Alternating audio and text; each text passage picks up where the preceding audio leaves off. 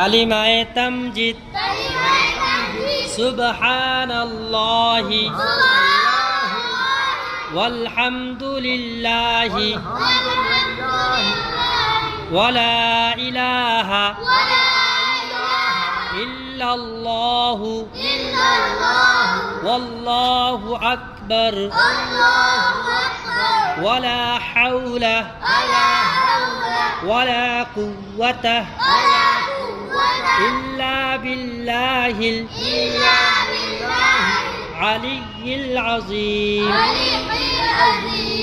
অর্থ, আল্লাহ তাআলা সকল দোষ ত্রুটি হতে পবিত্র এবং সকল প্রশংসা আল্লাহর জন্য। আল্লাহ ব্যতীত কোনো উপাস্য নাই। আল্লাহ সবচেয়ে বড়। গুনাহ হতে বাঁচার ক্ষমতা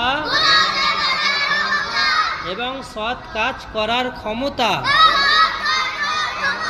একমাত্র আল্লাহর পক্ষ হতেই আসে,